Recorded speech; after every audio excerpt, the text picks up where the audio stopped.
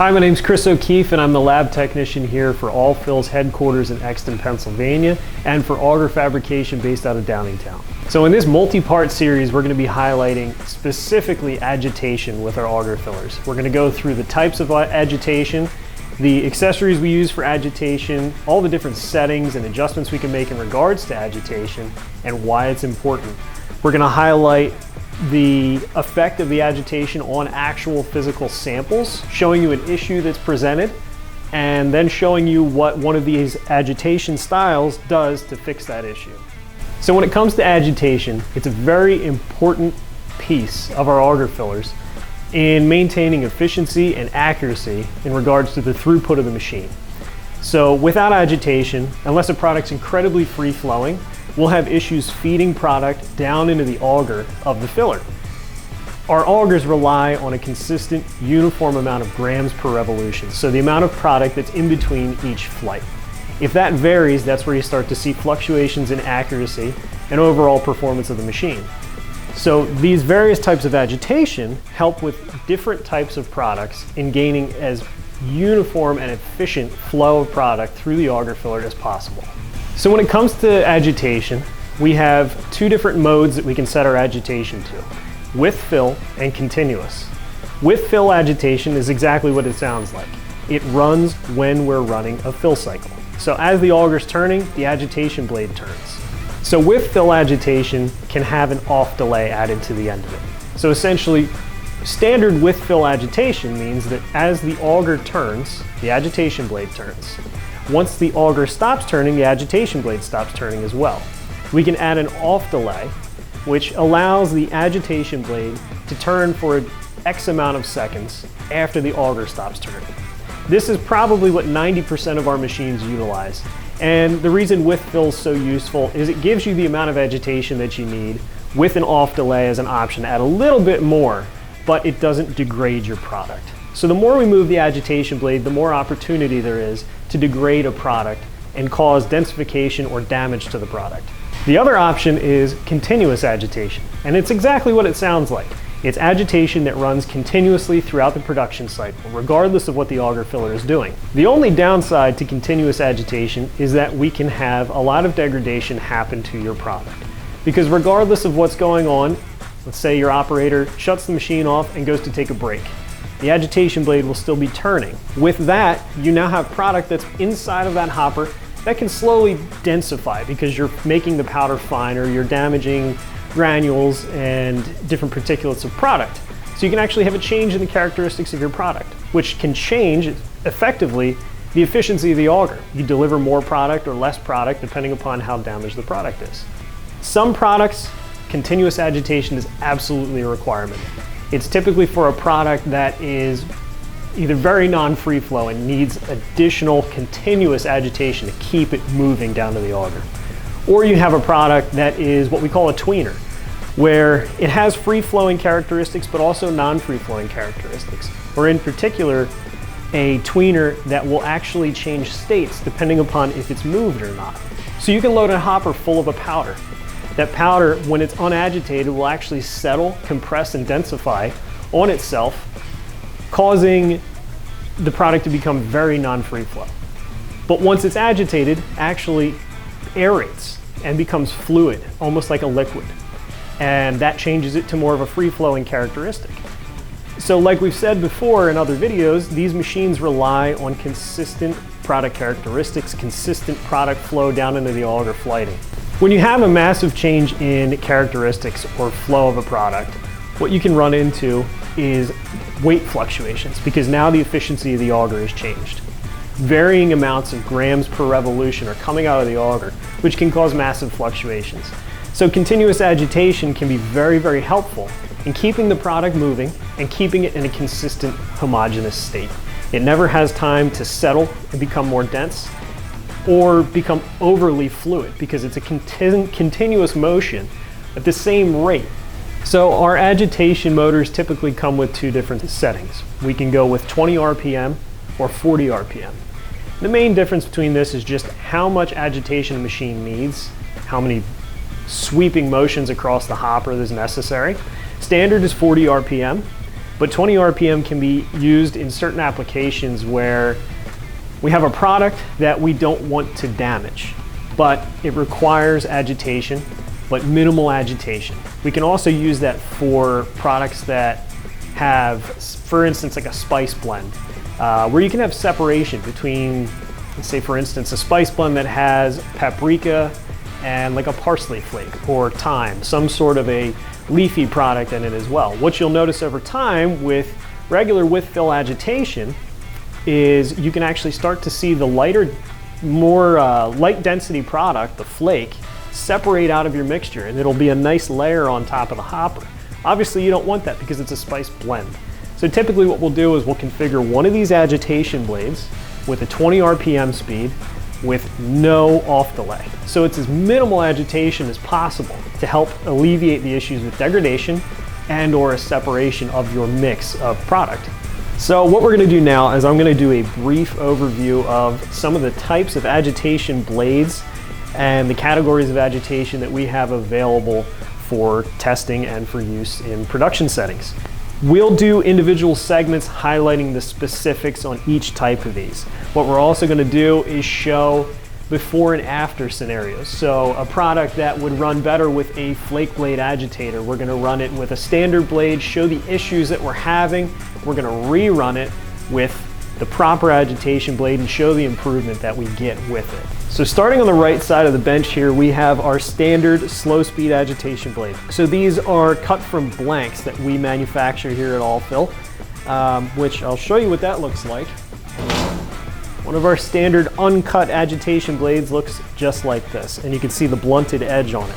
So essentially this gives us the ability to figure out what size auger and tooling you're going to have, and we'll cut it specific to the overflight of your auger so that the agitation blade doesn't hit the auger. So as you can see, once we cut it, there's a sharp profile there. This gives us a leading edge that helps push product down into the overflight of the auger. So the concept is we have a hub driven by a motor at the top of the center of our auger filler. This sweeps the outside edges of the hopper, following the profile, the inside of the conical hopper. So as it's doing this, what it's doing is grabbing all the product inside the center of the hopper, dragging it and causing it to collapse down into the auger overflight, allowing it to drag that product through and run as efficiently as possible. When you don't have good agitation, that product no longer collapses towards the center. You can end up with a void or a pocket, which we call a rat hole. Essentially, you starve the auger of product in the center, and this causes fluctuations in your accuracy, fluctuations in how fast you can package product, and you'll see all sorts of issues come from that. So the goal with all of these is to provide the auger consistent delivery of product. So this one we use on probably about 80 to 90% of all of our machines. It has this upper ear. It's sent with just about every one of the units that we ship out of this place. As we move from the right side of the bench over, we have essentially the same slow speed agitator blade without this upper ear that I had mentioned before. Where this can be beneficial is when you have a very light density product, typically a seasoning, leafy products, which we'll get into leafy products as well in this whole series, but you can have a product that's such a light density, the entire mass inside of the hopper, as this rotates around, will essentially move. The whole mass will spin. So instead of product collapsing in on itself, the entire piece is just pushing around in a circle and never feeding to the auger. So what you'll end up having is as this advances, product will build up, it'll catch that upper ear, and that upper ear is helping to drag that mass of product around the hopper.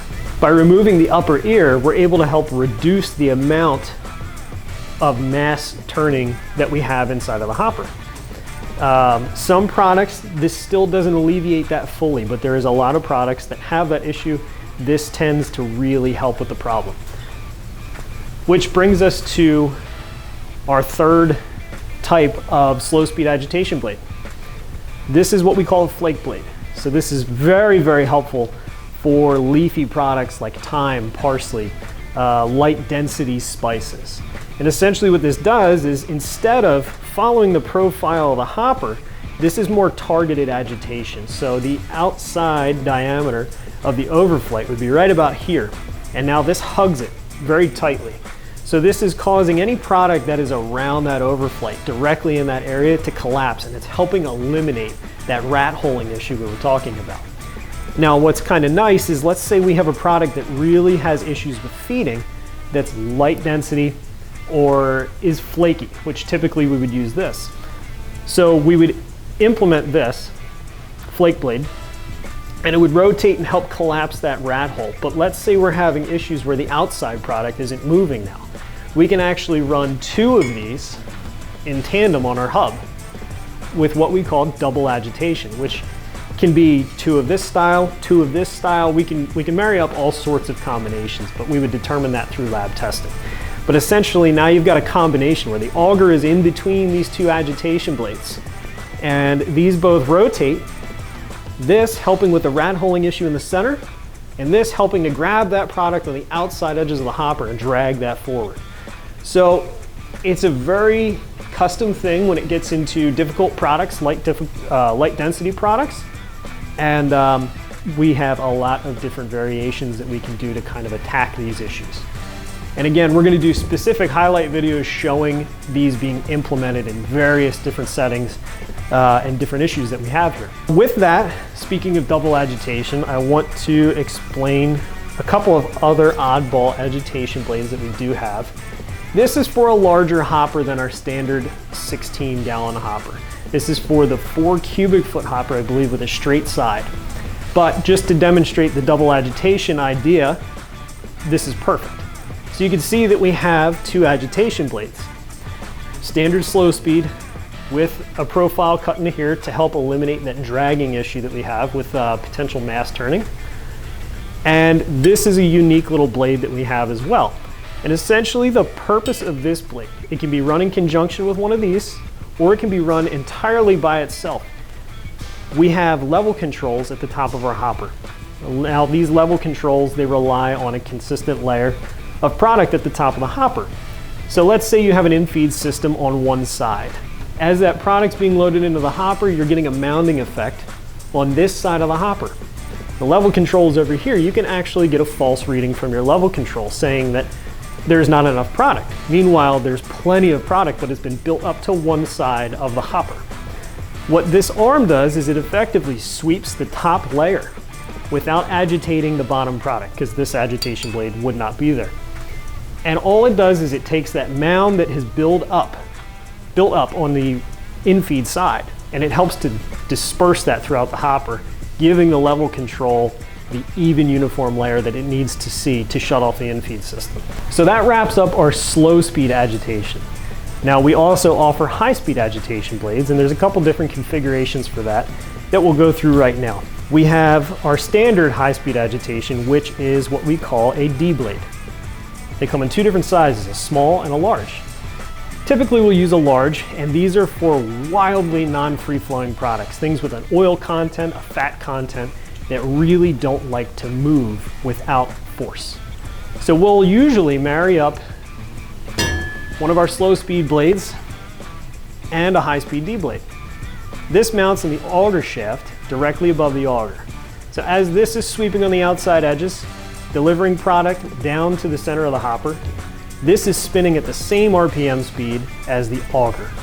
And what it's doing is it's helping grab that product in the center that's being delivered from the slow speed agitation. It's grabbing it and forcing it down into the overflight of the auger that's delivering product. So a good example of this is like a very fatty, moist cake mix, brownie mix, things like that. These are absolutely integral in getting a really, really solid efficiency out of those augers with an incredibly non-free flowing product. So in multi-fill applications, where we have tight centers with a lot of augers in one section, where you run a conveyor system underneath of it. Think of cups of instant oats that you would get at the grocery store. You peel the lid off, add hot water.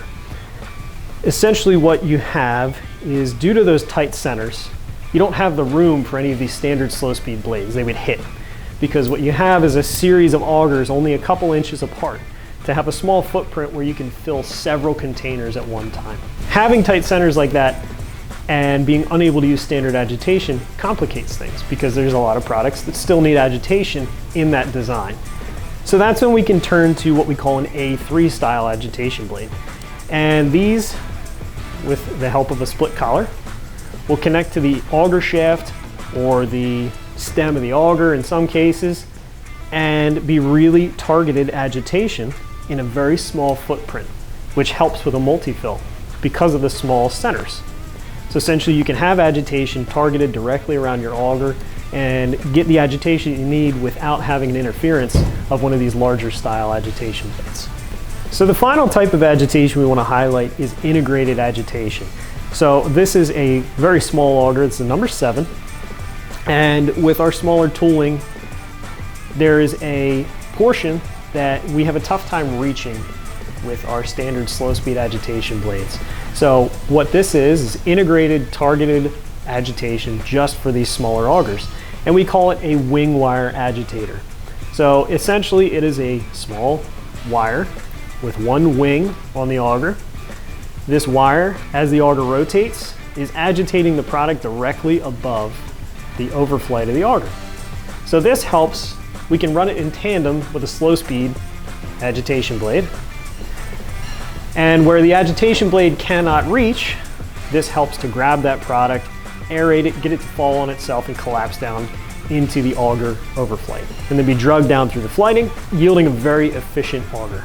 Well, thank you for tuning into Tooling Time. I hope this information has been helpful. On our next episode of this series, we're going to be highlighting the slow speed agitation blade and a lot of our standard applications, what this is used for. We're going to show a couple examples as well. So stay tuned and look for some new information from us soon.